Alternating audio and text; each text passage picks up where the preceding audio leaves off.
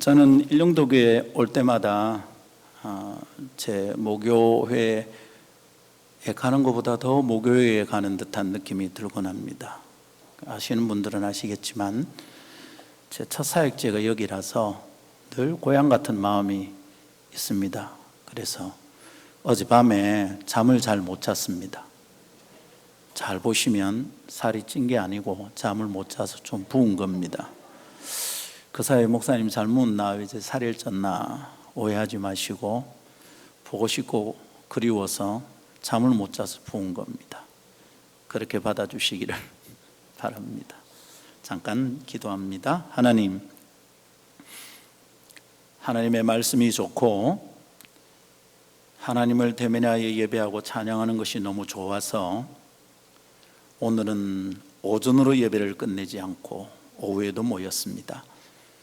하나님, 예배를 너무 많이 해서 예배가 저희 속에 굳어버린 형식이 되지 않게 오늘은 각인의 심령을 오셔서 만져주시고 거룩한 영으로 터치하여 주시기를 간절히 원합니다.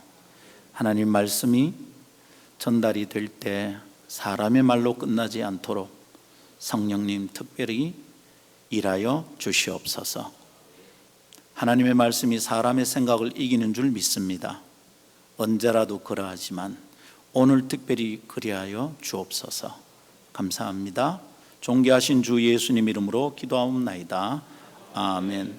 미국에서 목회하시던 어느 목사님에게 들은 얘기입니다. 자기 교회에 이대 나온 여자가 있었대요. 아시죠? 이대 나온 여자?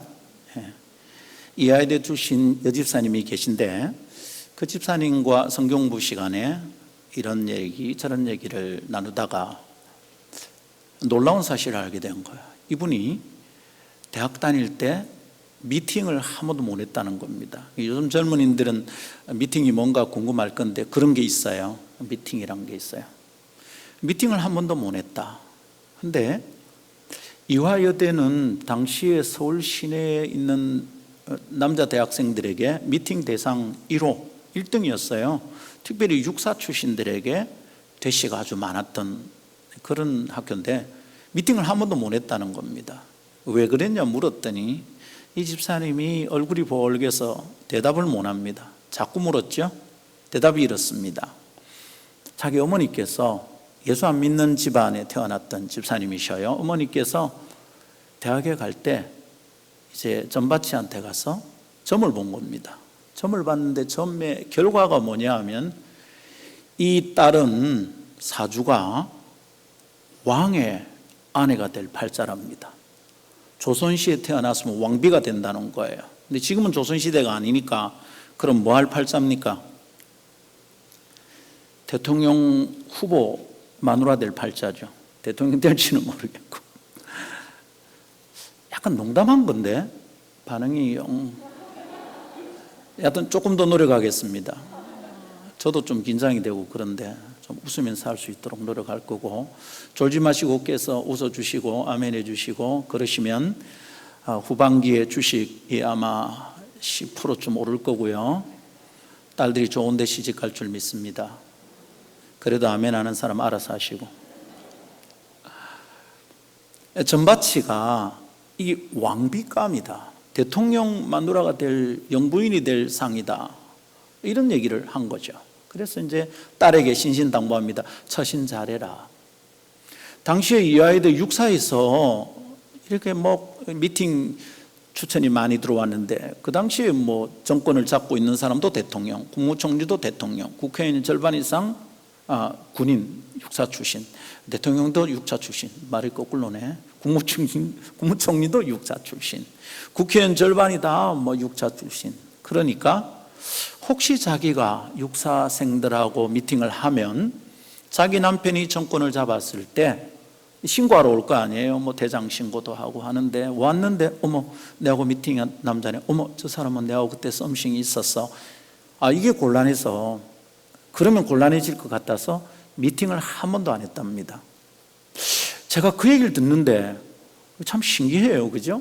점쟁이 말, 전받침 말 하나로 그 그 재미난 20대 시절에 미팅도 한 번 못 하고 지났던 거예요. 물론 저도 20대 시절에 미팅 한 번 안 했습니다. 왜냐하면 어떤 여자한테 미쳐가지고 한 여자만 쳐다본다고 저는 여자 보는 눈이 없어요. 그래서 이 마눌님이 좋은 여자인지 안 좋은지 사실은 아직도 잘 모릅니다. 다른 여자를 몰라요, 제가. 신기합니다. 전바치의 말 하나 때문에 청춘을 그냥 재미없이 보냈어요. 생각할 수 있는 게 뭡니까? 자기가 대통령의 부인이 될 팔자라는 사실이 아니죠. 전바치의 말 때문에 자기 인생을 결정해 버렸어요. 나누고 싶은 얘기, 시작하면서 하고 싶은 얘기는 이런 얘기입니다. 정체성이란, 자기를 어떻게 보느냐라고 설명할 수 있는 정체성이란 인생의 방향성을 결정한다는 거죠. 정체성이 방향성을 구속합니다. 자기를 누구라고 아느냐에 따라서 인생은 결정납니다. 미안하지만 재산이 얼마나 되느냐, 학벌이 어떠느냐 상관없습니다. 자기를 누구라고 이해하느냐에 따라서 인생은 결정납니다. 그래서 오늘 묻습니다. 여러분 오늘 누굽니까? 혹시 여러분 오늘 누구십니까? 여러분이 그런 사람이라서 여러분의 인생이 안녕합니까? 여러분이 누구이기 때문에 행복합니까? 어떻습니까? 여러분 누구십니까? 오늘 저보고 묻는다면 이렇게 말할 수 있습니다. 아름다운 교회 담임 목사입니다. 그 교회 아름답습니까? 그건 별개의 문제고, 여하튼 아름다운 교회라는 교회의 담임 목사입니다. 그게 절까요? 제가 아름다운 교회 담임 목사하면 저는 안전합니까? 아니, 김영애라는 여자의 남편입니다. 그래서 안전합니까? 행복합니까? 두 놈이 있습니다. 나랑이 나애랑 있는데 그 놈들의 아빠입니다. 그것이 저를 다 설명하는 것입니까? 우리의 정체가 어떻느냐, 나는 나를 누구라고 이해하느냐에 따라서 인생은 결정납니다. 세상은 자기를 어떻게 설명하느냐 하면 이렇게 설명합니다. 친구하고 놀다 온 자기 아이에게 묻습니다. 어디 갔다 왔니? 친구 집에 갔다 왔어요. 누구 친구 집 어딘데? 우리 친구 집 벽산 아파트. 그럼 또 묻습니다. 몇 평인데? 45평. 우와. 요즘은 그 사람이 행복하냐 안전하냐를 묻는데, 따지는데 어떻게 따지냐면 아파트 평수로. 너가 아버지 무슨 차 타는데 그걸로, 아빠 연봉 얼만데 그런 걸로 결정을 합니다. 그런데 여러분, 아파트 평수가 우리의 정체입니까? 내가 타는 자동차가 내 정체입니까? 한동안 저는 자존심 있는 목사로 살고 싶어가지고 자존심을 몰고 다녔습니다. 프라이드. 신나게 몰고 다녔습니다. 요즘은 뭐냐? 요즘은 그런 본 적이 별로 없습니다. 지금도 프라이드를 타고 싶은데 프라이드가 나옵니까 지금? 당신이 타는 차가 당신입니까? 당신이 살고 있는 아파트가 당신입니까? 아파트로 당신이 결정된다면 행복합니까? 당신이 타는 자동차로 당신이 평가받는다면 행복합니까? 예수생일도 그렇잖아요. 저분이 연봉이 얼마나 되고 학위가 어떻게 되느냐에 따라서 장로가 되냐 안 되냐가 수많은 교회에서 결정난답니다. 그래서 우리 교회는 안전합니까? 이런 질문들을 해봅니다. 성경은 그런 걸로 우리를 괜찮다 안 좋다 이렇게 말하지 않는 것 같습니다. 오늘은 그런 얘기로 시작합니다. 우리의 정체는 어떻게 시작이 되고 그것은 우리의 삶을 어떻게 결정하고 행복한가, 이런 얘기를 나누면서 찬양대 헌신 예배 말씀을 시작합니다. 세 가지 얘기하겠습니다. 첫 번째로, 하나님의 영광을 위한 삶은 자아 정체감의 건강한 기초다, 이런 얘기할 거고요. 두 번째, 하나님의 백성은 찬양으로 하나님을 영광스럽게 합니다. 세 번째, 찬양은 하나님을 칭찬하고 자랑하는 것입니다. 이 세 가지 말씀을 나눌 때 자신을 들여 헌신하는 찬양대가 삶을 새롭게 하길 원하고, 함께 예배하는 모든 성도들이 우리의 존재에 대한 정의를, 자기의 자아 정체감을 말씀 가운데서 찾고 삶을 가다듬게 되기를 기대하며 축복합니다. 첫 번째 따라하십시다. 하나님의 영광을 위한 삶은 자아 정체감의 건강한 기초입니다. 하나님의 영광을 위한 삶이 있는데, 내가 하나님의 영광을 위해 산다면 그게 내가 나를 누구라고 생각하느냐라는 자아 정체감을 건강하게 만든다, 이런 의미입니다. 내가 타는 자동차가 나의 나됨을 튼튼하게 만드는 게 아니고, 내가 살고 있는 아파트의 평수가 나의 자존감을 세우는 게 아니고, 내가 하나님의 영광을 위해 살고 있다는 사실로 나를 긍정하고 내 존재를 힘있게 만들 수 있다, 이런 의미입니다. 오늘 우리가 읽은 이 말씀이 우리에게 가르쳐 주는 대로 생각을 정돈한다면, 하나님의 백성은 하나님의 영광을 위해서 지음받고 하나님의 영광을 위해서 부름받았답니다. 7절, 내 이름으로 불려지는 모든 자 곧 내가 내 영광을 위하여 창조한 자를 오게 하라. 그를 내가 지었고 그를 내가 만들었느니라. 하나님 우리를 만드셨는데 의미 없이 이유 없이 만든 게 아니고 목적이 있다는 거죠. 하나님이 우리를 만드신 목적이 뭐냐면 하나님의 영광 때문에 만들었답니다. 우리가 오늘 여기 살아있는 것은 하나님의 영광을 위해 살아있는 거죠. 내가 오늘 죽으면 하나님의 영광을 위해 죽는 겁니다. 내가 오늘 밥을 먹어도 하나님의 영광을 위한 겁니다. 먹든지 마시든지 무엇을 하든지 다 하나님의 영광을 위하여 하라. 이 성경의 뜻입니다, 여러분. 우리는 존재하는 목적과 이유가 거기 있는 거예요. 믿습니까? 네. 깨어 계시죠? 아니, 이게 마스크를 쓰시고 막 멀리 흩어져 있으니까 표정도 못 읽겠고, 어떻게 눈을 감고 계신 것 같기도 하고, 하품을 하시는 것 같기도 하고, 그냥 어쩌는지 잘 모르겠습니다. 그러니까 부지런히 반응해 주십시오. 네.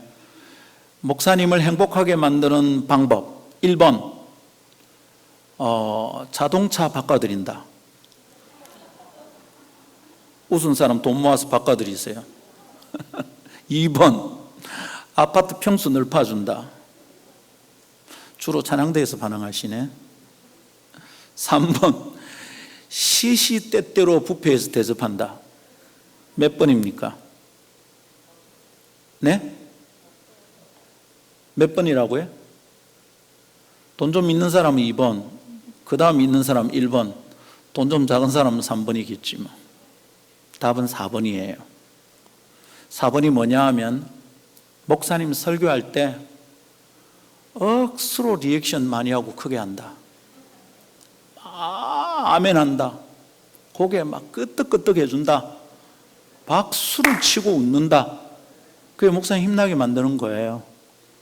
예, 목사님이 자꾸 착각하는 거지. 내 설교 잘하는갑다. 예. 그래가 착각하고 끝나면 그건 디디안 목사인데, 성도들을 더 힘있게 만들려고 얼마나 말씀을 열심히 준비하겠네. 물론 뭐 이 교회 담임 목사님은 더 이상 준비할 것 없어요. 이미 박사니까. 저 같은 사람이 더 열심히 준비해야지. 연습 좀 하세요. 설교 이래 들을 때 자꾸 아멘하고 고개 끄덕끄덕하고. 근데 오늘 고개 끄덕끄덕할 레벨이 한 1쯤 돼도 실제는 한 3을 하는 거예요. 아, 그렇지. 이 정도인데 반응은 어찌합니까? 그렇지, 목사님. 요래 해주면 목사님이 굉장히 기뻐하시고 힘이 납니다. 그냥 하는 소리 아니니까. 아름다운 교회 담임 목사하고 일용도 교회 담임 목사님 좀 다르긴 하지만 그게 맞을 겁니다. 어디 계신지 목사님, 제 말이 맞습니까? 강 목사님 어디 계십니까? 어디 계십니까? 맞지, 목사님? 저 오늘 잘했지? 목사님 마음에 들게 설교하고 가는 강사한테는 강사료가 좀 많아진다, 뭐 그런 전설이 있습니다. 여러분, 내가 뭐 하는 사람이냐, 어떤 존재냐, 이게 내 평생의 인생을 결정짓는데, 성경은 우리를 뭐라고 말하느냐? 하나님의 영광을 위해서 지음받았대요. 여기 있는 누구든지 다 하나님의 영광을 위해 지음받은 자예요. 그것 때문에 예수쟁이가 되라고 부름을 받은 겁니다. 할렐루야. 이 말 믿습니까? 그러니까 하나님의 창조 목적은 하나님의 영광이에요. 이분이 온 세상 만물을 짓고 보시기에 좋았다, 그 정도로 만드신 이유가 하나님 그것들 통하여 영광 받고 싶으신 거죠. 그 가운데 사람을 만드시고 활용점정하듯이 사람을 만드시고는 그냥 좋으신 게 아니라 심히 좋으셨대요. Very good. 아주 대길이 좋았다는 거예요. 그러니까 대길이 좋은 우리가 살아야 될 이유가 뭐냐면 하나님을 영광스럽게 하는데 어느 정도로 해야 되냐면 대길이 영광스럽게 해야 되는 거예요. 아멘입니까? 이게 우리의 정체예요. 이걸 이해하는 사람은 자기를 설명할 때 명함에 삐까뻔쩍한 것, 직장에서 내 직위가 어떠한 것, 내 학벌이 어떠한 것, 우리 가문이 어떻고 내 재산이 얼마 아무 상관이 없어요. 나를 설명한 가장 최고의 정체는 나는 하나님의 영광을 위해 지음받은 사람이다, 이거죠. 할렐루야. 옆 사람에게 인사합시다. 내가 이래 봬도 하나님의 영광을 위해 사는 사람입니다.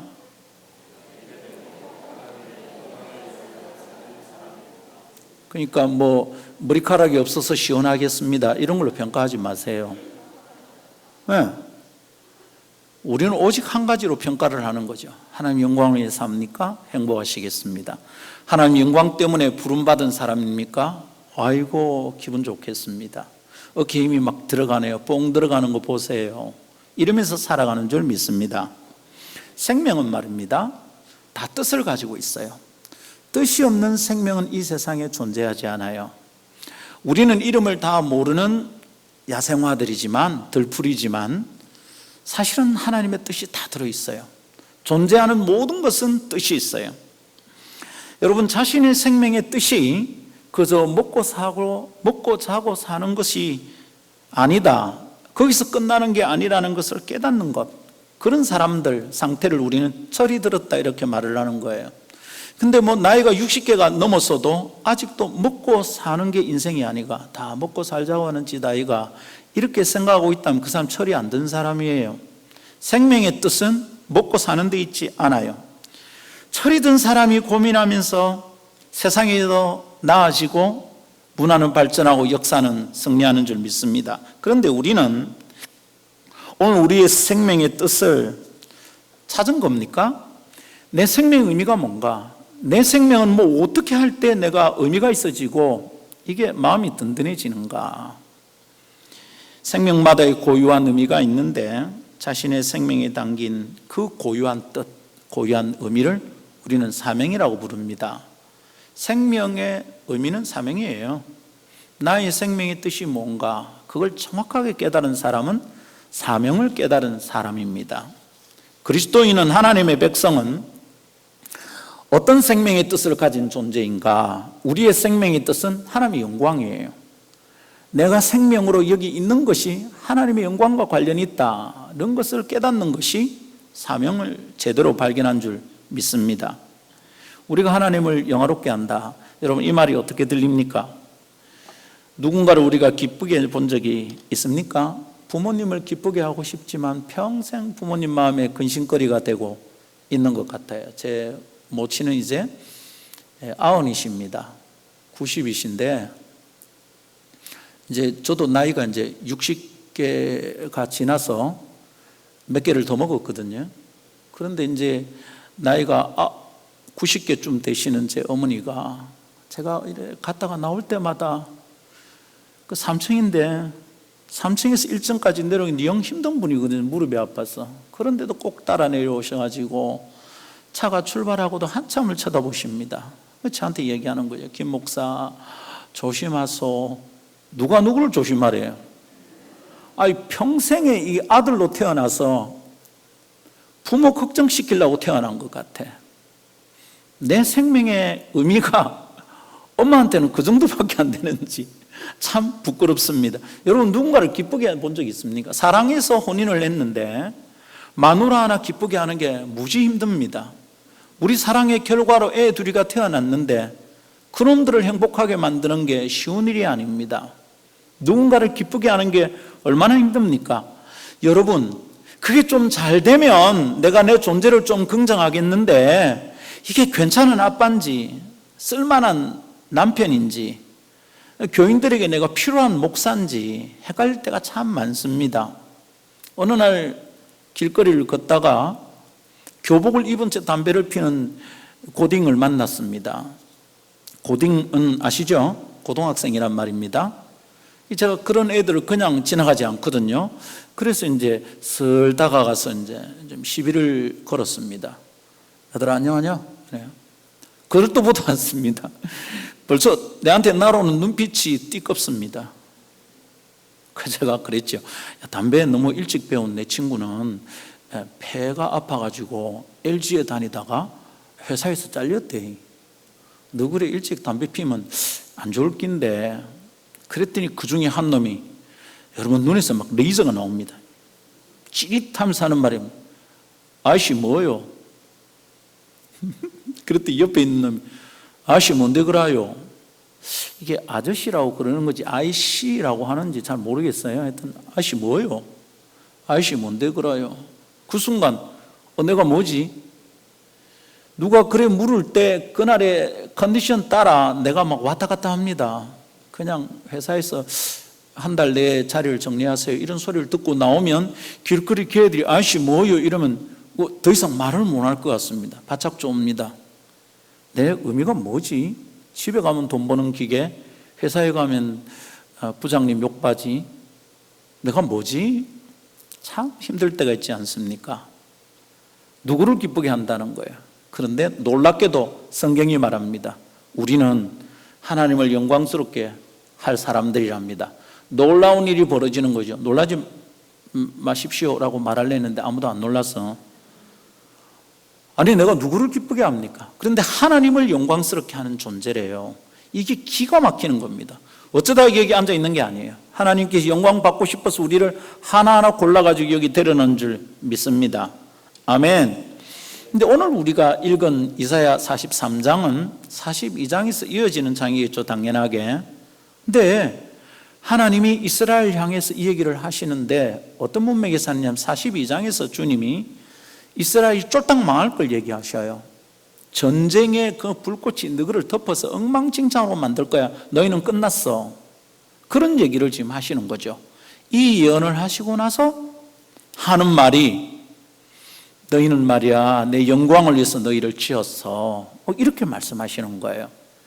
제가 이 관련을 생각하면서 가만히 묵상하다가 잠깐만 이런 메시지가 언제 필요할까? 여러분 교회에서 막 승승장구할 때 장로 피택 받고 나서 너는 하나님의 영광을 위해 창조한 자야 이러면 훨씬 잘 어울릴 것 같아요. 그냥 막 성가대 대장으로 뽑혔다. 참 집사님 뭡니까? 대장이십니까? 그럼 장로님? 집사님? 전에는 성가대장 장로님이 하셨던 것 같은데 그지 정기락 집사님 안 그렇습니까? 되게 폼 잡는다. 예나 지금이나 변함이 없어요. 무게 잡고 점잖고 멋있습니다. 사랑합니다. 그 얘기하니까 요 앞에 있는 여집사님이 되게 좋아하시네. 어찌 됩니까 집사님? 거기서 본 듯한데 네. 맞습니까? 제가 생각하는 그분이? 네. 제가 누구를 생각했는데요? 송혜교 생각했는데 죄송합니다. 이래도 되는 사이입니다 우리가. 그래서 이렇게 하는데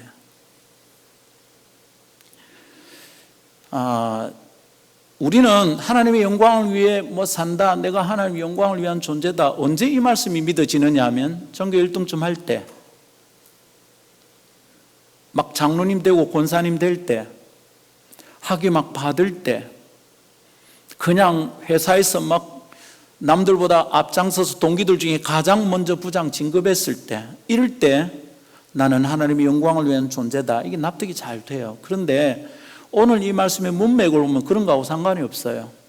나라가 쫄딱 망한다 이 예언을 하시고 이스라엘이 끝장났다, 이방의 나라들이 침공을 받아서 불덩어리가 될 거고 모든 게 끝난다 이런 말씀을 하시고 나서 주님이 툭 던지는 말씀이 내 백성들은 내 영광을 위한 존재다 이러는 겁니다. 전교 1등에서 듣는 얘기가 아니라고요. 승승장구할 때 듣는 얘기가 아니다 이 말입니다. 쫄딱 망한 나라가, 민족이 그냥 멸절될 지경에 처한 나라가 듣는 얘기가 이 얘기입니다. 하나님이 그런 나라를 향해서 말씀하시는 거예요. 어느 날 퇴근할 때, 어느 날 학교에서 돌아올 때 내가 뭔지 싶어서 낙담이 될 때 어깨는 축축 처지고 한숨이 끊이지 않을 그때 하나님 음성이 들립니다. 너는 내가 내 영광을 위해 창조했다. 내가 내 영광을 위해 너를 골라냈다. 이 음성을 듣게 되는 것이 하나님의 뜻입니다. 이 놀라운 얘기죠, 여러분. 그러니 하나님의 영광을 위한 존재다라는 얘기에 부담 느끼지 않으시기를 바랍니다. 저런 얘기는 장로님들이나 듣는 얘기고 목사님이나 듣는 얘기고 전교 1등 하는 얘기나 듣는 얘기지 나 같은 사람이 들을 얘기가 아니다. 피해가지 마시고 하나님 주시는 말씀을 듣기를 바랍니다. 자존감이 낮으면 자존심이 세진다. 이렇게 말할 수 있어요. 자존감은 자기를 스스로 긍정하는 것이고요. 자존심은 자기를 무시하면 화가 나는 게 자존심입니다. 자존감이 높은 사람은 자기를 어떤 사람인지 긍정하는 사람은 누가 자기를 좀 밟아도 쉽게 화내지 않습니다. 쉽게 열받지 않아요. 그런데 자존감이 낮은 사람은 누가 조금만 건드리면 파르르 합니다. 네. 저희 교회에서 조그만 꼬마 아이들이, 저희 교회는 이제 아름다운 교회라서 청년은 아름청, 중고등부는 아름틴, 그리고 이제 유년부 초등부를 아름또래, 그리고 이제 유치부는 아름둥이 이렇게 부릅니다. 근데 이제 이 아름또래 아이들, 요놈들이 이제 이래 막 놀다가 목사님하고 친하게 하고 싶은가 봐요. 그래서 뒤에 와가지고는 요놈들이 손가락을 딱 세워서 이렇게 제 중심을 겨누어서 정확하게 맞춥니다. 똥침한 거예요, 똥침. 딱 하는 순간에 제가 정신이 막 핑 돕니다. 정확하게 엑스텐 한 거죠. 정신은 하나도 없습니다. 그랬더니 옆에 있던 자기 엄마가 막 난립니다. 네 웃잘라고 목사님한테 그걸 하노? 똥침이란 말도 하기 어려운 거야 이게. 그걸 하나, 그거 뭡니까? 거시기가 뭐고 저기 하는 거 참 되게 아팠습니다. 근데 엄마가 어쩔 줄 몰라 하고 있는 겁니다. 그때 제가 말했어요. 놔 놓으세요. 아무나 목사에게 똥침하겠습니까? 집사님 나한테 똥침할 수 있습니까? 못하잖아. 그럴 사이가 아니라 얘는 목사에게 똥침하는 사이야. 근데 어떻게 목사님에게 그렇게 할 수 있습니까? 그렇게 한다고 목사 위신 상하지 않아요. 걱정하지 마세요.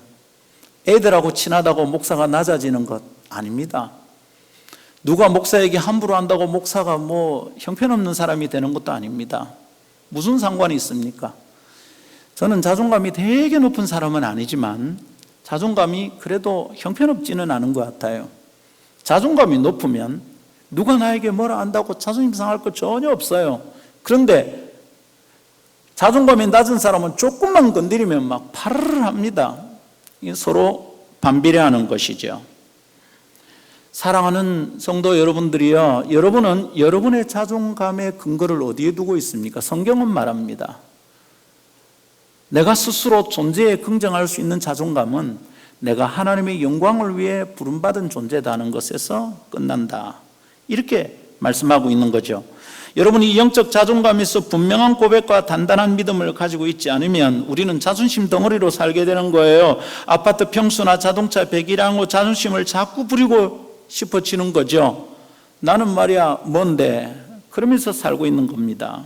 그리고 그것이 무시당하면 못 견뎌야 합니다. 그러나 그리스도인은 그런 것으로 자신의 무선을 뻐기며 살 사람이 아닙니다. 하나님의 영광을 위해 사는 것은 거대한 업적을 이루어야 되는 것 아닙니다. 착각하면 안 돼요. 이제 고등학생 아이들을 이렇게 가르치다 보면 아이들이 그럽니다. 너의 목표는 뭐냐, 꿈이 뭐냐 이러면 거침없이 말합니다. 하나님의 영광을 위하여 살고 싶습니다. 믿음 좋은 아이들이 하는 얘기입니다. 하나님의 영광을 위해 살고 싶습니다. 물어요. 어떻게 하면 하나님의 영광을 위해 살 수 있냐? 어떤 애가 말합니다. 전교 1등쯤 하면 돼요.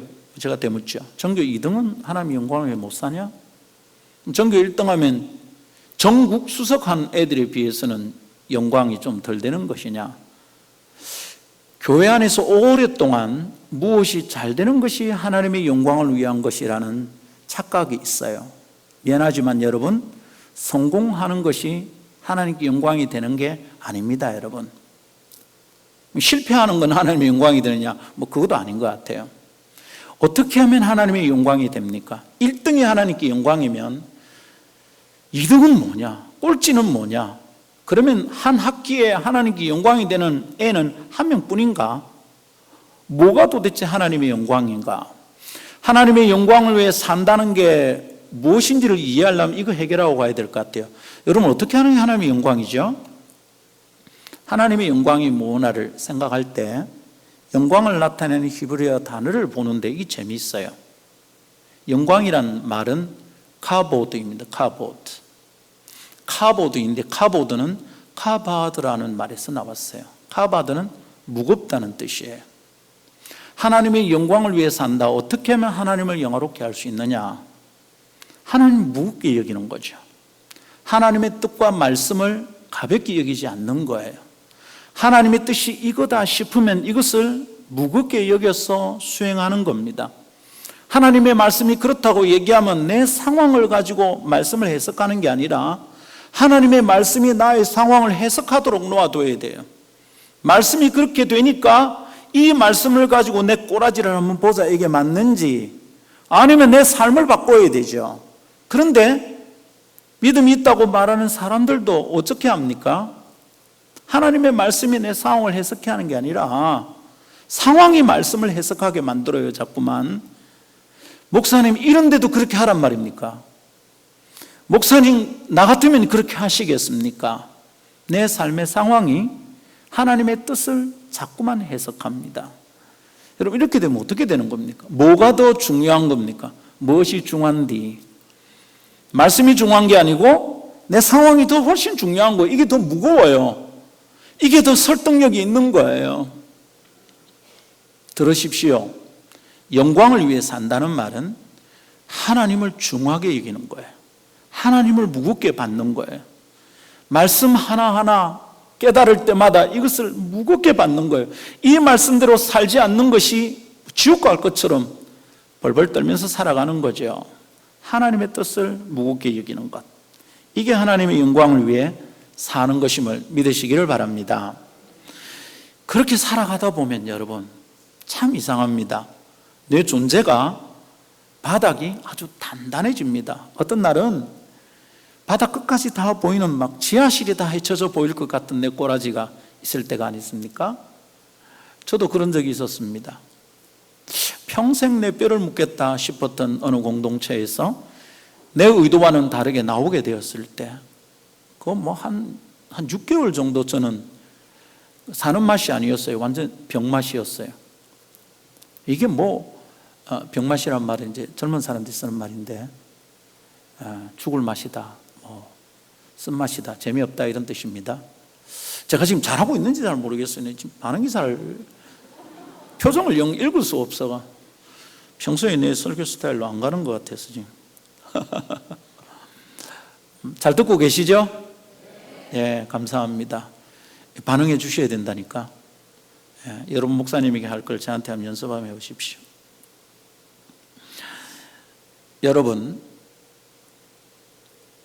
나를 긍정하는 최고의 방법은 내가 하나님의 뜻을 따라 살아드리는, 그래야 하나님의 영광을 내가 지금 살고 있다는 것을 확인할 때 나는 나다운 것이고, 그때 단단한 자존감을 가지게 되는 줄 믿습니다.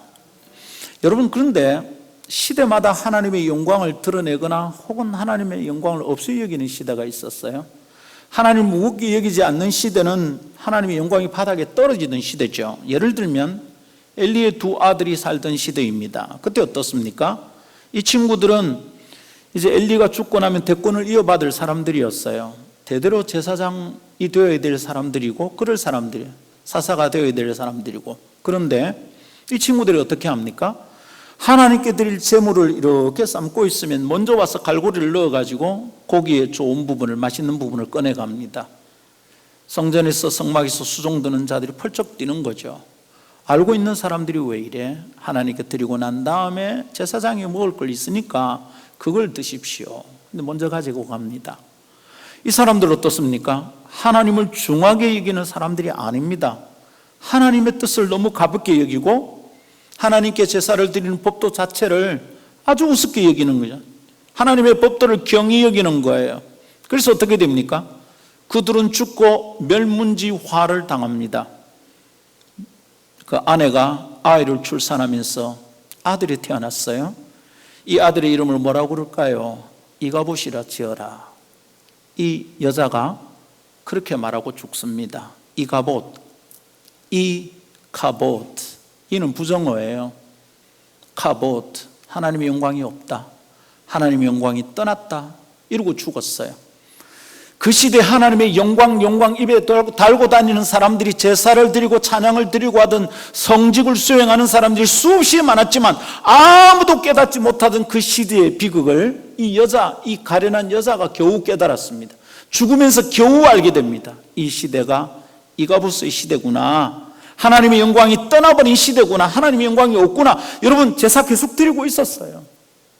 찬양하는 사람 찬양하고 있었고, 그런데 거기 하나님의 영광이 없는 거예요. 법궤를 가지고 나갔는데 법궤를 빼앗기고 전쟁에 졌어요. 이방인이 법궤에 손을 대도 그들이 벌을 받지 않아. 하나님의 영광이 이제 거기에 머물지 않는다는 증거죠. 아무도 몰랐어. 죽어가는 여자만 겨우 알았어. 이가봇의 시대입니다. 성도 여러분, 오늘 우리에게도 화려한 예배당이 있고요, 멋지게 잘 다듬어진 성가대가 있습니다. 성가대 가운도 멋있고요. 얼마나 좋습니까? 모든 게 다 완벽해 보입니다. 근데 질문이 늘 있는 거죠. 여기 하나님의 영광은 있나? 잘 준비된 모든 것들이 예배 시간에 다 운영이 되고 시스템은 제대로 다 돌아가고 있어요. 근데 여기 하나님의 영광은 있나? 이걸 누가 깨달을 수 있을까요? 우리가 하나님의 뜻을 소중히 여기고 하나님의 하나님 되심을 무겁게 받아들이고 있느냐, 그런 증거가 우리 개개인의 삶 속에 흔적이 드러나지 않는다면 미안하지만 우리는 이가봇의 시대를 살고 있는 것이죠. 하나님의 영광과 상관없는 거예요. 우리의 정체가 합당한 상태가 아닌 겁니다. 그러니 우리 어쩝니까? 다른 것으로 자꾸 자존심을 부리는 거예요. 영적 자존감이 다운돼 있으니까 자꾸 자존심을 부리는 거죠. 주방에 그거 누구 마음대로 키라 했더노? 교회마다 주방 담당하는 권사님들 힘이 세시잖아요. 일용도에는 대대로 그렇지는 않은 걸로 제가 있을 때는 안 그랬는데 지금은 어떤지 잘 모르겠고요. 교회마다 우리가 장소를 빌려서 행사를 하거나 수련회를 하면 주방 담당 권사님한테 소통이 안 되면 수련회 자체가 안 돼요. 힘이 되기 세요. 그래서 막 대학부가 어느 교회 얘기입니다. 이 교회 얘기 아니고 대학부가 수련회를 가는데 이제 권사님이 연세가 많으시니까 좀 젊은 집사님에게 부탁을 했는가 봐요. 이번에 가서 좀 밥 좀 해주이소. 그래 얘기를 했더니 이 집사님이 기쁘게 하겠다 한 겁니다. 그런데 이걸 나중에 권사님이 알았어요. 그 해에 대학부 수련회를 못 할 뻔했어요. 제가 생각했습니다. 저 권사님은 밥하는 것에서 자기 자존감을 확인하는가 보다 주방에 열쇠 꾸러미를 잡고 있는 것으로 자기의 자존감을 확인하는가 보다. 그리스도인의 자존감 확인은 내가 하나님의 영광을 위해 살고 있다는 것에서 끝나야 합니다. 거기서 영적 자존감이 견고해지지 않으면 자꾸 자존심을 부리는 거죠. 내가 네보다 장로 먼저 됐는데 이게 교회에서 큰 소리 치는 근거가 된다면 기가 막히는 거죠. 내가 이 교회 몇 대째 장로인데 이런 거 큰 소리 치는 사람들은 죄송하지만 하나님의 영광과 한 톨도 상관없다는 것을 생각해야 합니다. 하나님을 없이 여기는 거예요. 그건 이가봇의 시대라는, 이가봇의 시대를 살고 있다는 중요한 증거입니다. 죄송합니다. 기분 나쁘게 들렸다면 그렇게 들리는 분은 회개하셔야 될 것 같아요. 자주 부르는 자리는 아니니까 한 번은 정확하게 말씀드리고 싶습니다. 성도 여러분, 오늘 이 예배를 통해서 자신을 헌신하고자 결심한 성도들, 그리고 찬양대는 오늘 생각합시다. 하나님은 오늘 내 삶 속에 어떤 분인가?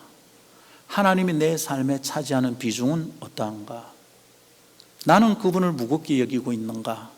그분의 뜻이 내게 참 중요한가?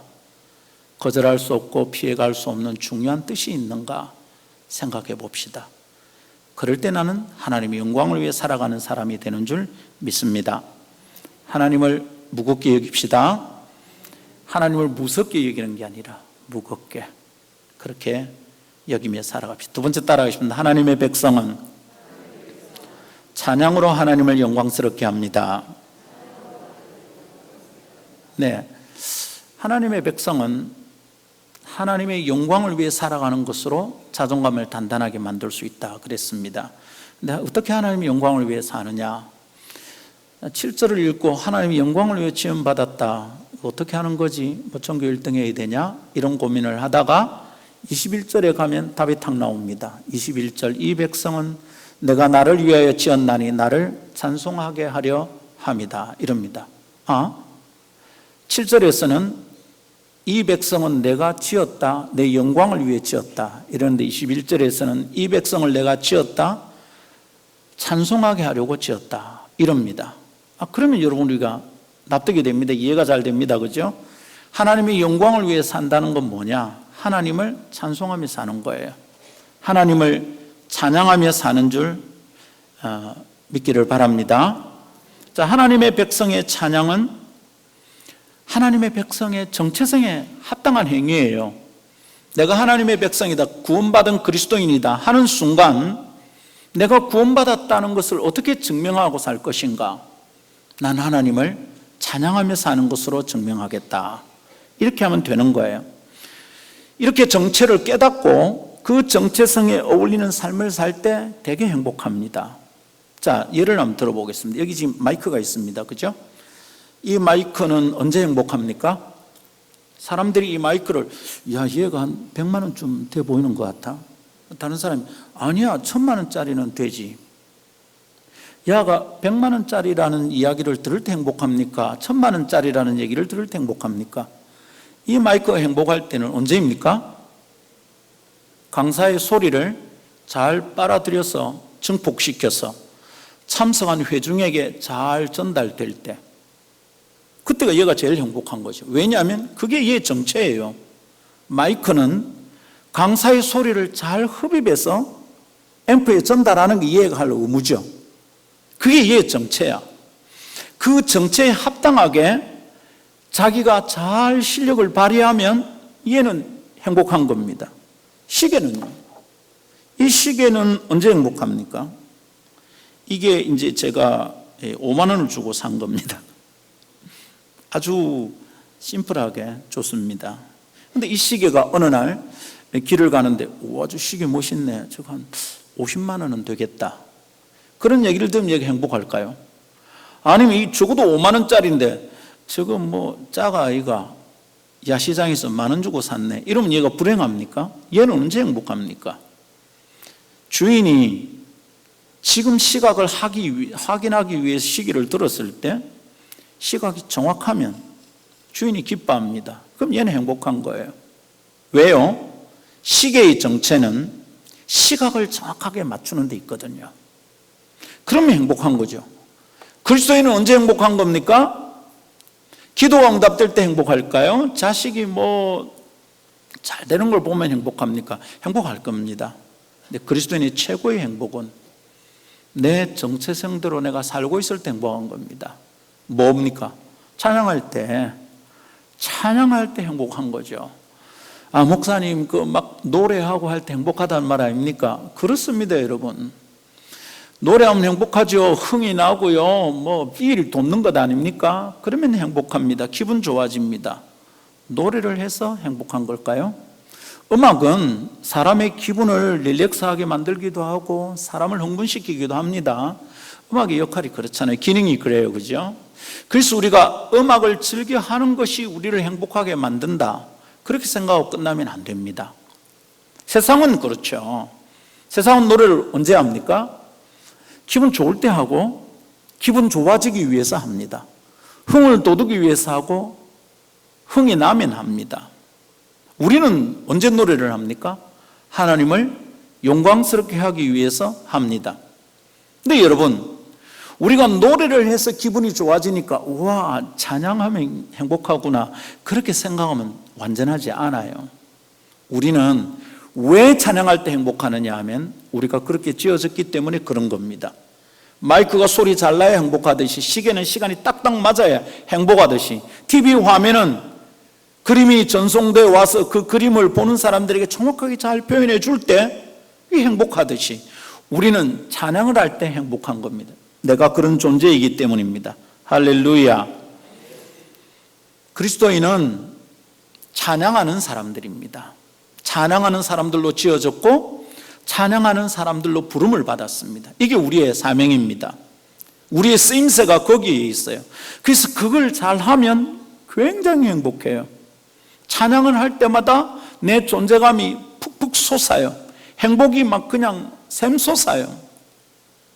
그래서 여러분, 아무 노래나 불러도 기분이 좋아지지만 그리스도인은 찬양을 할 때 가슴이 벅차오르고 내가 나답고 내가 행복해지고 내가 정말 뭐하는 사람인지 나를 확인하는데 기분이 좋아지는 줄 믿습니다. 할렐루야.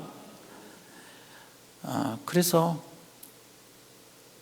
우리 성도들 시시때도로 찬양하고 찬송하고 그러면서 살 수 있기를 바랍니다. 근데 여러분, 찬양을 할 때 우리가 행복해지는데 그것만으로 끝나는 게 아니라 내가 당연히 행할 그 행위로 하나님이 영광을 받으신다는 겁니다. 이게 너무 좋아요. 저는 노래하기를 좋아하는 사람입니다. 그냥 잘하는 사람은 아닌데 노래하기를 참 좋아해요. 지금도 막 노래 좀 더 잘하고 싶어가지고 막 레슨 받고 싶고 막 그런 마음이 있습니다. 제가 이 교회 처음 왔을 때 87년 3월 첫 주일에 부임을 했는데 한 달 있다가 이제 부활절인데 부활절 칸타타를 하는데 그때 이제 지휘자 선생님이 계셨어요. 아주 잘생겼어요. 아주 잘생긴데 총각이었어요 그때는. 근데 이 분이 저보고 이제 뭘 시키는 겁니다. 전사님, 저 이번에 부활절 칸타타 할 때 테너 솔로를 해달라는 겁니다. 저는 합창단 활동을 한 적이 있어요. 그런데 테너 아니고 저는 베이스 파트였어요. 근데 이 지휘자가 저보고 테너 솔로를 해달랍니다. 처음에는 왜 그런지 몰랐는데 나중에 보니까 이제 교회 안에 이렇게 소프라노, 테너, 엘토 시킬 사람들이 있는데 부산 음대 다니는 베이스가 한 명 있었어. 그리고 뭐 부산 여대 다니는 소프라노도 한 명 있었고 그 당시에 부교육자 사모님이 엘토를 기가 막히게 잘했어요. 근데 테너 시킬 사람이 마땅치 않아서 이제 저한테 부탁했다. 저는 그렇게 생각을 했어요. 근데 열심히 준비를 했어요. 열심히. 지금도 생각이 아주 납니다. 그게 그날 핸델의 메시아를 발췌를 내가 했는데 세상에 그 핸델 메시아 테너 소곡 위로하라 내 백성, 그걸 하라는 겁니다. 그게 말입니다. 그 최고 높은 의미 A 프레시예요. 목사님 왜 G 샵이란 거라고 A 프레시라고 하면 이게 조금 더 높아 보이거든. 지금도 생각이 나요. 위로 하는데 그거가 A 프레시예요. 베이스가 내기에는 상당히 높은 음입니다. 열심히 익혔습니다.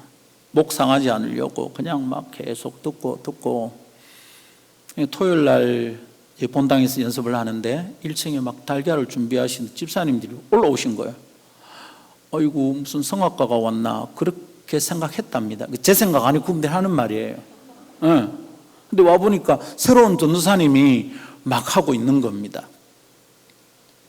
소문이 이렇게 났어요.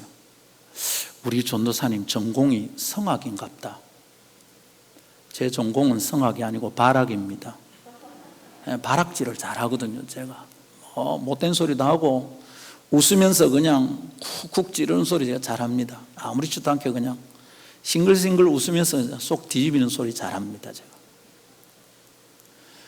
제 전공은 도고입니다. 도고. 성악과를 나왔다. 새로운 전도사님이, 저는 그런 칭찬 듣는 거 되게 좋아해요. 노래 잘한다 이러면 기분이 좋아가지고 막 난리라. 그때 그 지휘자 선생님이 제가 노래를 잘해서 시켰겠습니까? 시킬 사람이 없어가지고 뭐 한번 시켜본 건데 괜히 내 혼자 붕붕 떠가지고 좋아했습니다. 노래를 하면 행복해요. 노래 잘한다 소리 들으면 너무 기분이 좋아요. 참고로 그때 총각 그 지휘자는 지금은 장가 갔고요. 어느 교회에 지휘를 하고 계십니다. 계시고, 여러분 혹시 그분 이름을 아실지 모르겠는데 유명한 분이에요. 정기락이라고.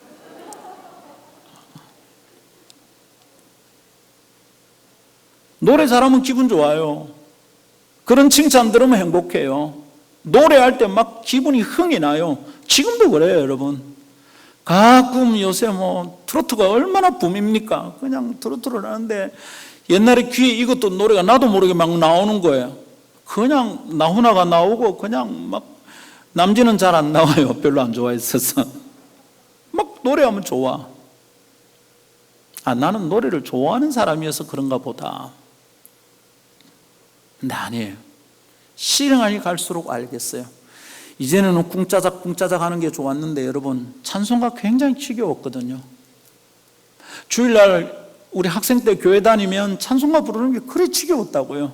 근데 지금은 혼자 가만히 찬송하다가 나도 모르게 기뻐서 울고 은혜 받아서 울고. 왜 그렇습니까? 그렇게 살도록 지어진 존재니까 그런 겁니다. 찬양하는 사람으로 지어졌기 때문에 찬양할 때 즐거운 겁니다. 이렇게 깨달으면 제대로 깨달은 것이고, 그렇게 살고 있다면 여러분 찐 그리스도인인 거예요. 진짜 하나님 똑바로 섬기고 있는 건 줄 믿으시기를 바랍니다. 찬양 하나님을 영광스럽게 합니다. 근데 이걸 더 잘하기 위해서 교회마다 막 욕심을 내잖아요. 전공자들을 뭐 이렇게 페이를 해서 모셔오기도 하고 막 합니다. 그래서 음악적 수준을 높이는 게 문제가 될 건 전혀 없어요. 우리는 함부로 연습을 해서 화음도 맞지 않는 노래를 하나님의 영광을 위해 드린다 이렇게 말해서는 곤란합니다. 우리 더 갈고 닦아서 하기를 바랍니다. 우리 제일용덕이 성가대는 옛날부터 소문났어요. 영도 안에서는 짱이었어요. 그죠? 영도에서는 항상 제1이었으니까 영도를 벗어나서는 어쩐지 잘 모르겠어요. 안 해봐가지고. 우리끼리 영도에 모여가 부활절 예배하고 이랬으니까. 저는 일영도 교회에 와서 놀랐던 게 모든 예배에 성가대가 다 선다는 게 놀라웠어요.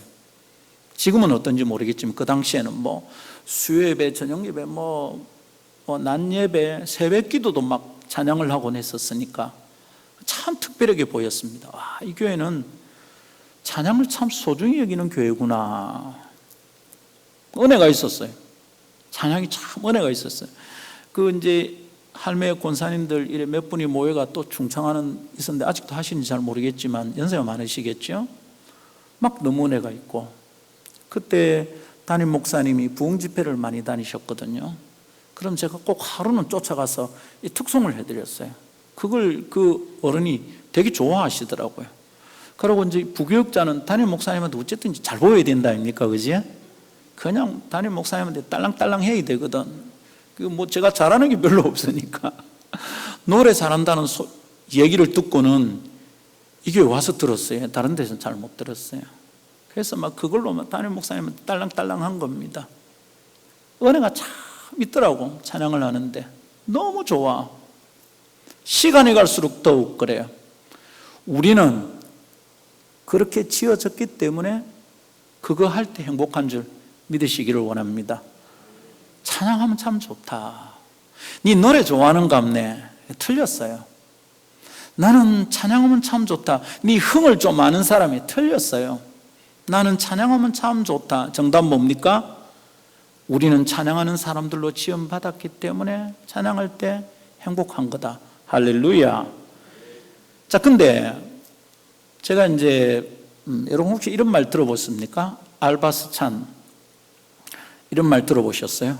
알바 스찬. 어려운 말 아니고요. 알바 플러스 크리스찬입니다. 알바는 뭐죠? 임시적으로 돈을 벌기 위해서 풀타임 잡이 아닌 임시직이잖아요. 그게 알바에 플러스 크리스찬을 붙인 겁니다. 알바 스찬.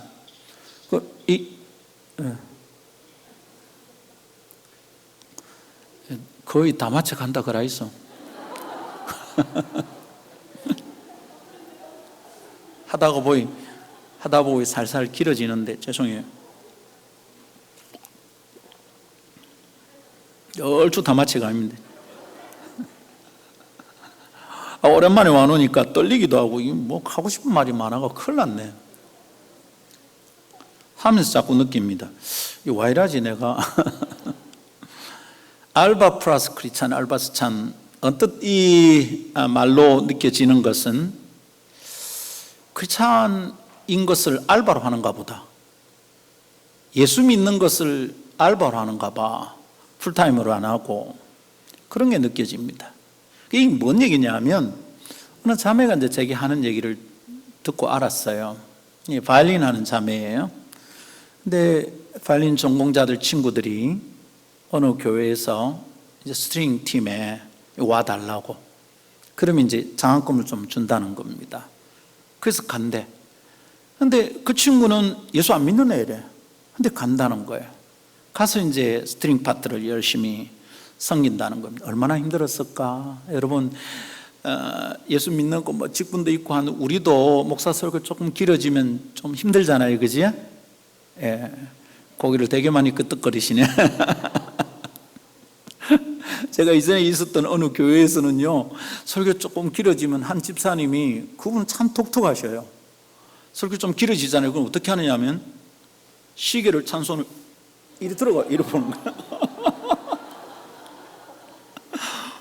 매번 그래, 매번. 아이고 참.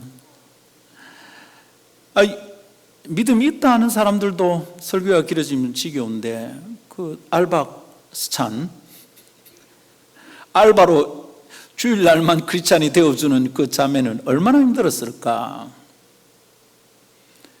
그 얘기를 가만히 듣다가 교회 와서 페이를 받고 뭘 하는 게 이게 찐 크리스찬이 아니라면 그 다 알바 스찬 아니가. 목사님 나는 뭐 괜찮나. 매번 하나님을 섬기는 게 기쁘나. 나는 정말 속에서부터 우러나는 고백으로 기도하나? 그렇게 찬양하나? 자꾸만 생각이 드는 겁니다.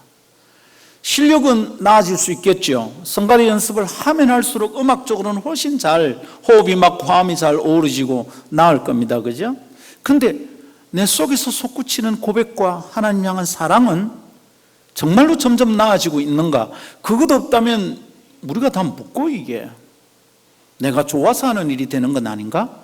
하나님이 좋은 것을 내가 올려드려서 내가 행복한 것인가 생각하게 되는 겁니다. 저는 91년에 카리스라는 찬양팀, 목요일마다 하는 목요 찬양팀을 시작했었습니다. 그때 이제 신학교를 졸업하고 SFC 간사가 되었었죠. 만들었는데 참 좋았어요. 그 해에 제 딸이 태어났고 그놈이 올해 31이니까 31년 동안 이제 그 일을 했는데 90년대 초만 해도 여러분 교회 안에 음악 좀 잘하는 애들은 월십 밴드 하고 싶어서 줄을 섰어요. 찬양팀 만들어서 저끼리 뚱땅거리는 일들이 참 많았어요. 네, 그런 이들이 막 많았어. 줄을 썼어. 음악 좀 재능이 있다 싶은 사람들은 다 찬양 밴드를 만들었죠. 지금은 월십 밴드 만들기 굉장히 힘들어요. 음악 좀 한다 싶으면 이 사람들이 뭐 하느냐 하면 저끼리 밴드 만들어서 유튜브에 올리고 싱글 앨범 만들고 돈이 되는 일들을 자꾸 합니다.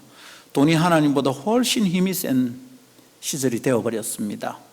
그러니까 뭘 부탁하려면 얘들에게 뭘 대가를 지불을 해야 돼. 이전에는 줄을 서서 그냥 찬양팀 하겠다고 설쳤던 시대가 있었는데 지금은 그렇지 않아요. 교회 섬기는 것도 이전처럼 헌신의 의미가 아니라 이제는 재능 기부라고 말해요. 여러분 재능 기부와 헌신은 달라요. 헌신은 이미 받은 것이 너무 많아서, 은혜가 내게 너무 커서 이 은혜를 어떻게 갚을까? 이 은혜를 감당할 길이 없어서 하나님 저를 드립니다 하는 게 헌신이잖아요. 재능 기부는 뭐예요? 나의 전체를 드리는 헌신이 아니에요. 내가 가진 재능 몇 개를 기부하는 거죠. 교회 안에 섬기는 일을 재능 기부라고 생각하면 큰일 나는 겁니다.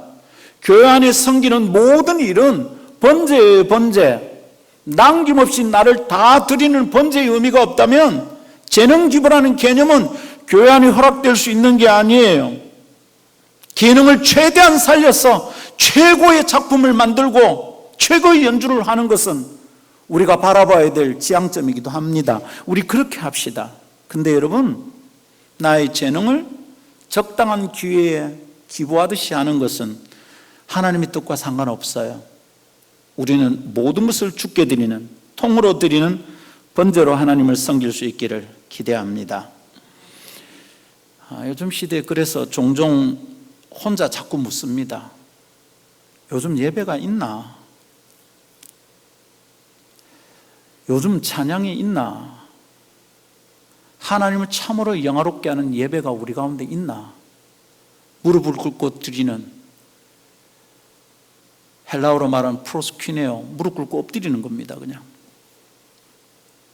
천주교 사제들이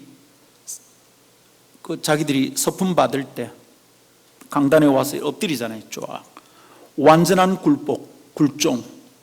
나는 하나님께 완전히 나를 드립니다. 프로스퀴네오. 여러분, 그게 예배의 의미예요. 예배를 나타내는 말이, 그 말이 경배.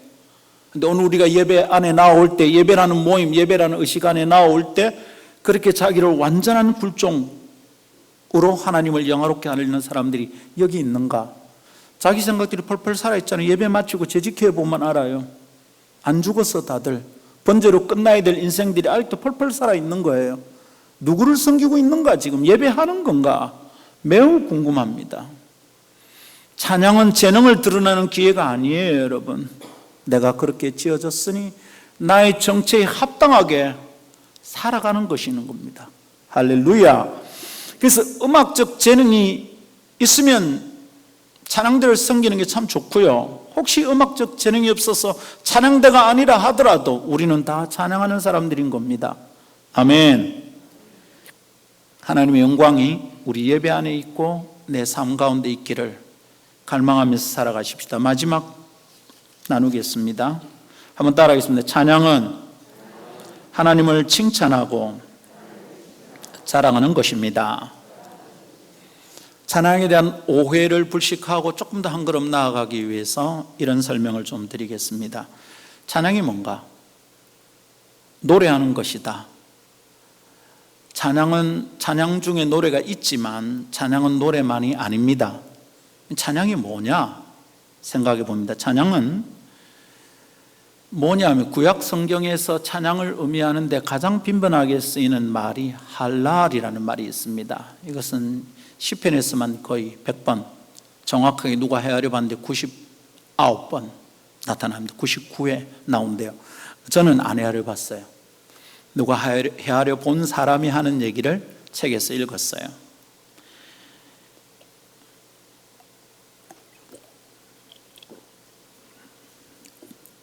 할랄이 뭐냐 하면, 우리가 할랄을 알고 있어요. 우리 성도들이 잘 알고 있어요. 할랄에서 파생된 어떤 단어를 교회 안에서 굉장히 흔하게 써요.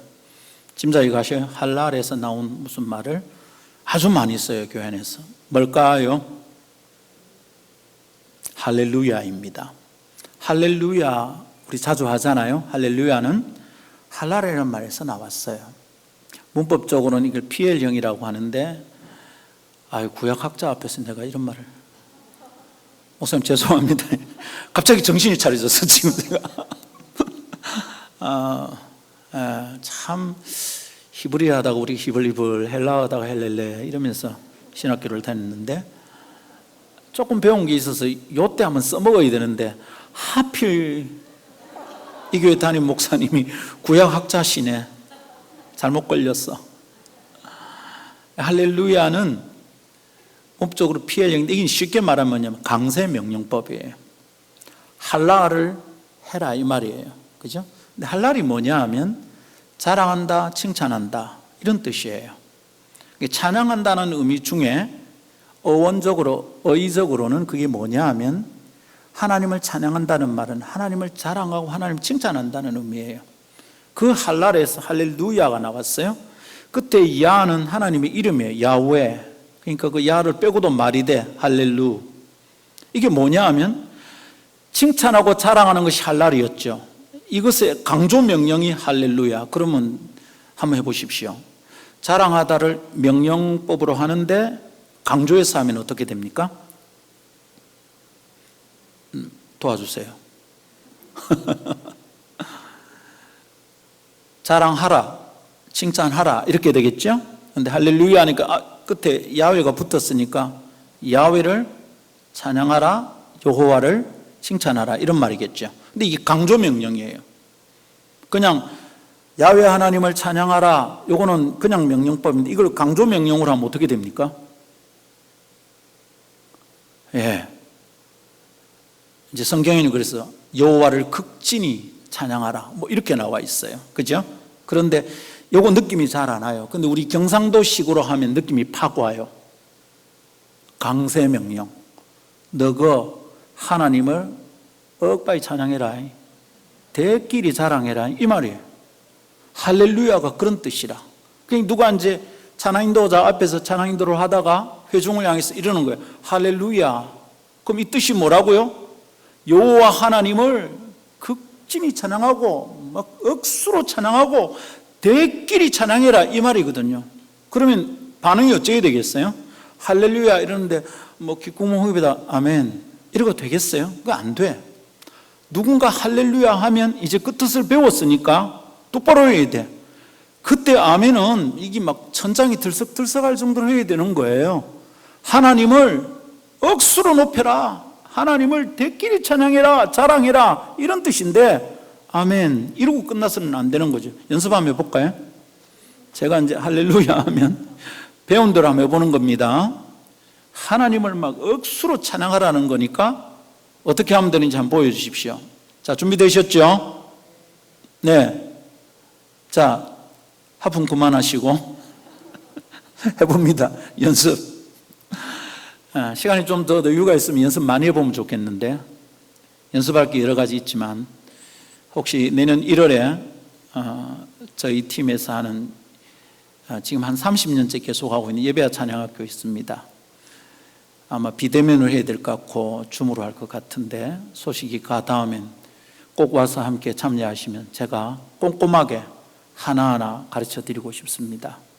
오늘은 맛만 보여드리고요. 자, 배웠죠? 이제 됐죠? 설명이 충분하게 되었습니다. 할렐루야 이러면 원리대로 반응을 한번 해보시는 겁니다. 준비됐죠? 준비됐습니까? 네, 감사합니다. 위에도 됐습니까? 엄마 정면에 코치가 앉아 계십니다. 위에 제 코치님이 오셨어요. 자, 준비 합니다. 할렐루야. 이쪽에 조금 되는 것 같은 느낌이 조금 들똥말똥하고 이쪽에는 아직 좀 아닌 것 같아요. 역시 찬양되네. 쌍따봉 한 번만 더 해보십시다. 다음부터 이제 잠깐 인도자가 누구였었죠? 찬양 인도하시. 네, 전도사님.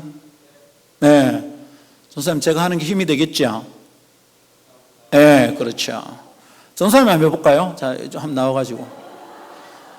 목사가 하는 것은 좀 해주는데 전도사님이 할 때 어떻게 하는지. 자, 빨리빨리 안 나오네. 너무 교회 목사라고 예. 자, 죄송합니다. 그래도 이래 하는 겁니다. 자, 한번 해주이소. 할렐루야. 할렐루야. 내가 할 때보다 훨씬 세네. 감사합니다, 전사님. 고맙습니다. 잠도 깨우고 분위기도 좀 바꾸려고. 입체적으로. 할랄은 하나님을 자랑한다, 칭찬한다예요. 그러니까 막 어떤 자매를 좋아하기 시작하는 어떤 형제는 숨길 수가 없죠. 왜요? 공동체 안에 얘기하다 보면 자꾸 그 자매를 자랑해. 그게 뭐냐면 이 형제는 그 자매를 찬양하고 있는 거예요. 그냥 뭐 이제 그죠? 저희 차는 뭐 기아차입니다. 기아차인데 기아차를 이제 타다가 좋으면 기아차가 좋다고 이제 자꾸 얘기를 하는 거예요. 와, 기아차가 기아가 기가 막히게 들어가고 기아차는 기아가 막 튼튼하다 뭐 어쩌고 자꾸 지금 뭐 하고 있는 겁니까? 기아차를 찬양하고 있는 겁니다. 네. 찬양은 자랑하는 거예요. 자기 아들을 막 이번에 막 야 전교 1등 했다 아들 찬양하고 있는 중인 겁니다. 우리 딸내미 영어 기가 막히게 한다 사실입니다. 제 딸이 영어 잘합니다. 그냥 막 한국말이 서툴러요. 근데 한국말도 잘해요. 네. 지금 뭐 하고 있는 겁니까? 제 딸을 자랑하는 거예요. 찬양하는 겁니다. 찬양이라 이런 거예요. 하나님을 막 자랑하는 거예요. 하나님을 막 칭찬하는 거예요. 자랑은 누군가에게 떠벌리는 거예요. 칭찬은 그분에게 말씀드리는 거죠. 하나님 정말 잘하셨어요.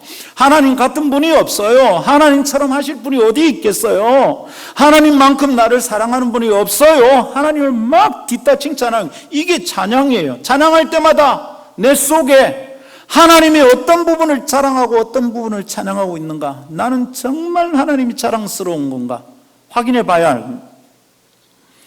하나님 뭘 자랑합니까? 우리가 어떻게 자랑하죠? 여러 가지 자랑할 게 많지만 그냥 크게 두 가지죠. 하나는 그분의 창조, 그분의 창조의 솜씨와 능력, 이거 우리 늘 높이고 찬양하는 겁니다. 시편 8편 1절 여호와 우리 주여 주의 이름이 온 땅에 어찌 그리 아름다운지요. 3절 주의 손가락으로 지으신 주의 하늘과. 기가 막히는 거예요. 여러분 그 찬양을 가만히 하면 참 너무 아름답습니다. 제가 고신대학 운동장에 수련을 하는 날이었는데요, 새벽 예배를 마쳤어요.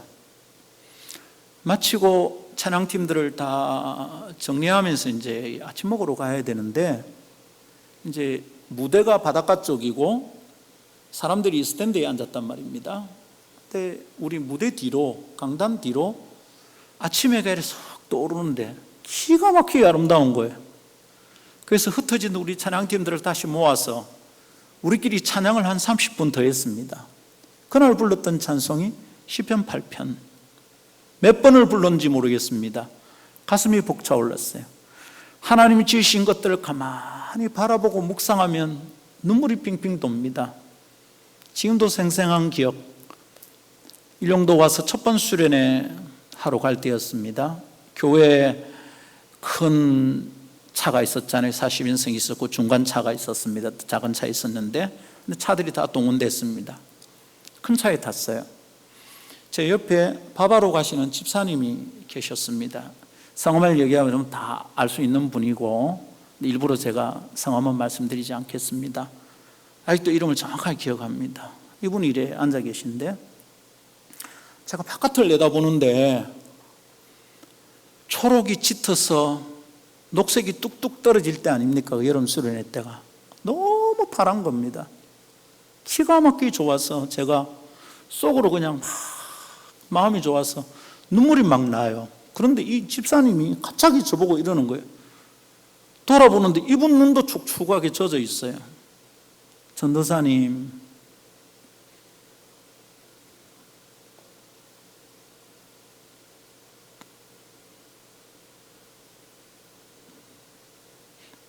너무 좋지.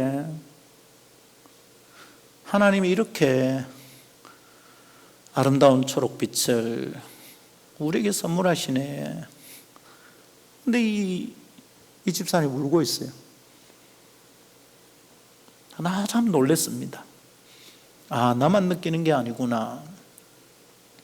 초록빛깔 속에 하나님 은혜가 그분의 창조 솜씨가 다 들어있어요. 너무 그날 그 집사님은 한참 그 얘기를 했습니다. 얼마나 죽이 맞았어. 내가 느끼는 걸, 내가 경험한 걸 똑같이. 은혜의 공감. 예수 믿고 나면 모든 면에서 회복이 일어나지 않습니까? 하나님의 형상이 잘 회복이 일어납니다.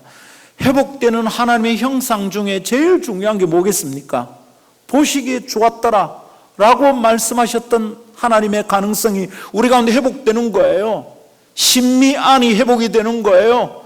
보기에 뭐가 좋은지 분별할 수 있는 거예요. 그걸 좋다고 말할 수 있는 능력이 우리 가운데 회복이 되는 거예요. 여러분, 아름다운 것을 참 아름다움으로 장점을 봐주는 것, 단점을 자꾸 꼬집는 것 말고 좋은 것을 자꾸 말할 수 있는 것, 그 상태가 되는 것은 하나님의 형상이 회복이 되는 거예요. 점점 하나님 닮아가는 거예요. 할렐루야. 교회 안에 자꾸 못하는 거 자꾸 꼬집어내지 마세요. 좋은 거 자꾸 말하세요. 그렇게 하는 게 복이 될 줄 믿습니다. 여러분, 하나님 지은 게 너무 이뻐요. 너무 아름다워. 푸른 하늘 가만히 우러러보면 유관순 누나가 생각나는 게 아니고 어떻게 저런 빛을 만드실까 하나님은 눈물이 납니다. 자꾸만. 너무 아름답다. 우리의 몸을 한번 생각해 보십시오. 이거에 먼지가 바람이 오면 눈이 저절로 감깁니다. 눈썹은 왜 위에 있을까요, 여러분? 땀을 많이 흘리는 저는 금방 알 수 있습니다. 이게 땀이에요, 여러분. 여기 위에 아니고 밑에 있으면 이 고여가 눈이 더 따가울 거예요. 근데 위에 있어. 이게 옆으로 흐르는 거죠. 하나하나 생각하면 너무 기가 막혀요. 코가 여러분 위로 돼 있으면 어떻게 될까요? 빗물 다 들어가요. 근데 코가 아래로 돼 있어. 기가 막혀요, 여러분. 하나하나 생각하면 너무 기가 막혀. 시편 139편. 하나님 우리를 지으신 것을 생각하니까 이전 성경에는 신묘막측하다 그랬어요. 하나님의 창조 솜씨가 하나하나 너무 기가 막히는 겁니다, 여러분. 신묘막측, 한국말이 한글 성경이 더 어려워. 그래서 영어 성경을 뒤져보니까 거기에 이래 놨어요. Wonderfully and fearfully. Wonderful 뭡니까? Wonderful. Wonderful이 경상도말로 대길입니다. Fearful, 두려움을 느낄 만큼 경외스럽게, 이런 말입니다. 하나님 우리를 지은 걸 보니까 하나하나 기가 막히는 거예요. 기깔 나는 거죠. 이게 기똥찬 겁니다. 어떻게 이렇게 만드셨을까? 그냥 막 손이 저절로 올라가는 거죠. 하나님밖에 이러실 수 없습니다. 하나님만 이렇게 할 수 있습니다. 정말 잘 지으셨습니다. 그거 인정하고 그렇게 자랑하고 그렇게 하나님께 칭찬하는 그게 뭐냐? 찬양. 흥분했어. 찬양은 하나님을 자랑하고 칭찬하는 것입니다. 하나님의 솜씨를 드러내는 것이죠. 다른 건 중요한 건 뭐겠습니까? 두 번째로 중요한 것은 이 두 가지가 찬양의 큰 기둥이에요. 구원의 은혜입니다. 구원의 은혜. 구원받은 은혜를 생각하면 기가 막히는 거예요. 하하, 나 같은 놈도 구원하실 수 있구나. 이거 생각하면, 그죠?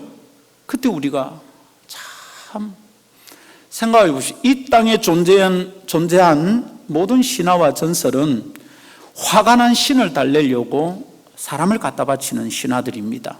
전부 다 그래요. 뭐 고갈산 뒤에 요 이제 천년묵은 진해가 있잖아요. 거기 해마다 예쁜 처자를 갖다 바쳐야 돼. 그래서 영도가 흉년이 안 나고 잘 살 수 있어. 근데 뭐 일용도기는 큰일 났네.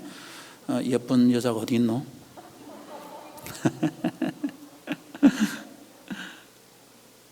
그 모든 동네의 신화나 전설이 민족에 다 그런 거예요. 근데 여러분, 유일한 신화 하나 있습니다. 화가 난 신을 달래려고 사람을 갖다 바친 게 아니라 불쌍한 사람을 위해서 신이 죽는 신화가 하나 있어요. 성경. 하나님의 아들이 사람을 위해 죽으러 왔어요. 기가 막히는 거예요. 이런 게 어디 있어요, 세상에. 온 자탕스러운 신화 속에 진짜백의 얘기가 딱 하나 있어. 한 개가 진짜가 여러 개 많은 게 진짜가 한 개밖에 없는 이게 진짜지. 사람을 위해서 신이 죽는 얘기는 세상에 아무도 없어요. 신화는 사람이 지어낸 얘기예요. 성경 얘기는요, 하나님이 얘기죠. 이거는 사람의 아이디어가 아니에요. 사람의 아이디어에서는 그런 게 안 나와요. 사람의 아이디어는 기껏해야 뭐 17살 아래에 되는 처녀를 뭐 어떻게 그 굴에 갖다 넣어가지고 그 마을이 뭐 흉년이 안 난다, 요 정도 얘기야. 그런데 하나님이 만드신 아이디어는 완전히 달라요. 생각하면 생각할수록 차원이 달라. 그래서 어쩝니까? 찬양하는 거죠. 나 같은 죄 인살리신. 기가 막히잖아요. 그래서 우리는 찬양하는 겁니다. 만일 하나님의 그 어떠하신 성품과 하나님의 행하신 일에 대한 감격이 내게 없다면 찬양은 그냥 음악이에요. 잡소리죠. 시끄러운 소음이에요. 그런데 노래하는 그들 속에 하나님의 창조와 그분의 구원의 은혜를 깊이 체험하고 날마다 누리고 그것 때문에 존재 자체가 들썩들썩하는 사람들이 저기에 선다면 그들이 하는 것은 그냥 노래가 아니죠. 그걸 우리는 찬양이라고 그러는 거예요. 할렐루야. 찬양대는 앞으로 그 마음으로 찬양하면 좋겠습니다. 이렇게 하나님이 좋으면 어떻게 됩니까? 자꾸만 찬양하고 싶죠. 또 찬양하고 싶죠. 303장 날 위하여 십자가에 중한 고통 받으사. 그 끝에 후렴구가 어떻게 됩니까? 그래서 어찌 찬양 안 할까 이랬습니다. 어째 내가 찬양 안 하겠노 이거죠. 이 은혜를 받았는데. 근데 여러분 교회에서 찬양할 때 보면 어찌 찬양할까 아니라 억지 찬양 하는 것 같아요. 그냥 어느 교회에 제가 강사로 갔는데 찬양 인도하는 사람이 그냥 교인들을 어떻게 이렇게 흥분시키려고 난리가 나서 자 1분단, 2분단, 3분단, 4분단 자 누가 더 아멘이 큰가 해봅시다. 할렐루야 아멘 할렐루야 아멘. 예 3분단 잘했습니다. 뭐하는 짓인지 모르겠어. 억지로 짜내. 할렐루야를 짜내고 아멘을 짜내고 찬양을 짜내는 거예요. 이게 뭐예요 여러분? 하나님을 찬양할 이유가 충분해요. 충만해요. 건드리면 나와야 돼. 아무나 할렐루야 하는 순간 마치 밑에서 마그마가 부글부글 끓고 있는 화산의 뚜껑을 따듯이 그냥 막 솟구쳐 나오는 게 찬양인 거죠. 하나님 너무 좋아요. 하나님처럼 하실 분이 없어요.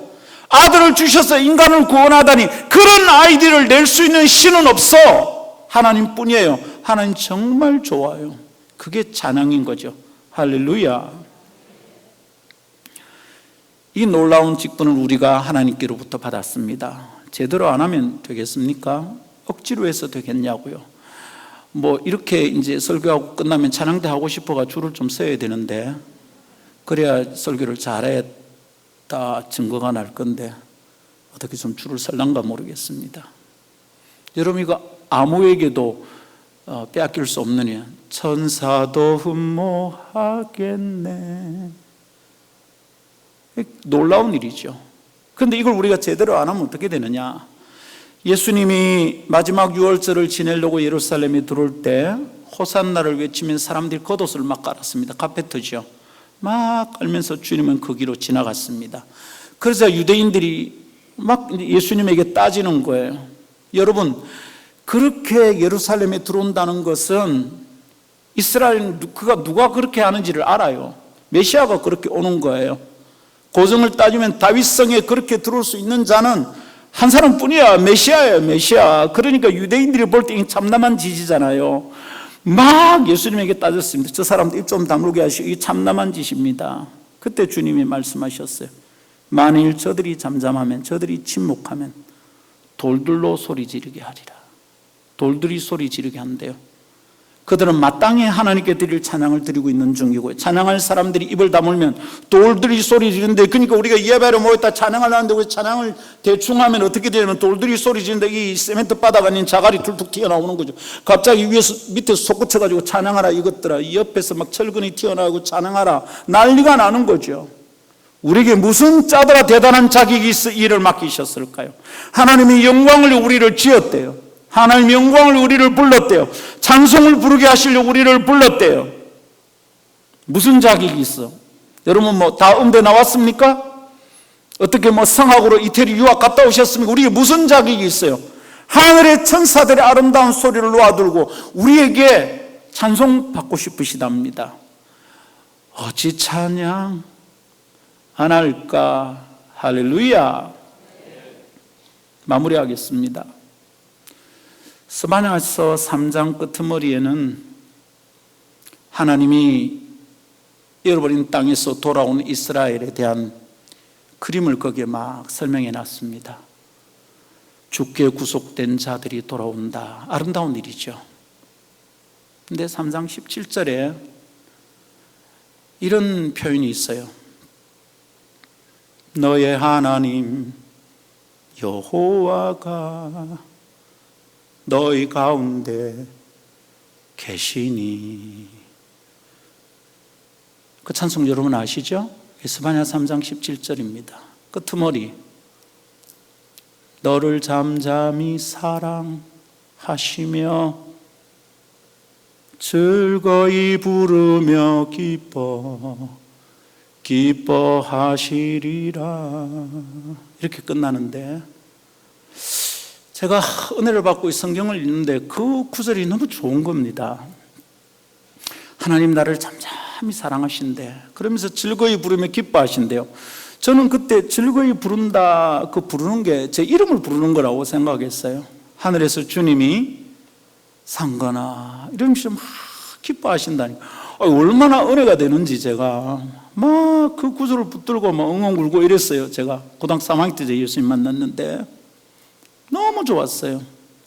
근데 시간이 한참 흘러서 영어 성경을 이제 가지게 되었죠. 그래서 영어 성경을 탁 펴서 보는데, 여러분, 그 즐거이 부른다는 게 제 이름을 부르는 게 아니더라고요. 그게 뭐냐면 with singing, 노래하는 거예요. 노래하는 거. 하나님이 하늘에서 노래를 하시면서 내 때문에 기뻐가지고 어쩔 줄 몰라 하신다는 거예요. 이게 뭔 뜻이냐? 가만히 생각해 보십시오. 그동안 어떻게 생각했냐면, 저는 우리가 여기서 찬양을 드리면 하늘에서 천군 천사들의 찬양에 함께 어우러서 화답을 하는 거다, 그런 정도로 생각했었어요. 근데 그 정도가 아니고, 우리가 찬양을 하면 하늘에서 하나님께서 함께 노래를 하신대요. 할렐루야. 찬양할 때마다 이거 생각합시다. 내가 멜로디면 주님은 3도 높여서 화음을 넣고, 그분이 멜로디를 하시면 나는 3도 낮춰서 화음을 넣고, 그분은 높여도 되지만 나는 낮춰야 되니까, 그래서 하늘과 땅에서의 이중창이 하모니가 이루어지는 것이다. 우리가 예배할 때마다, 찬양할 때마다 잊지 맙시다. 하늘에서 그분도 노래를 하신다. 나와 함께 화음을 맞춰 주신다 생각하면서 행복하게 노래를 하며 찬양을 드리며 사는 성도들 되기를 바랍니다. 아멘.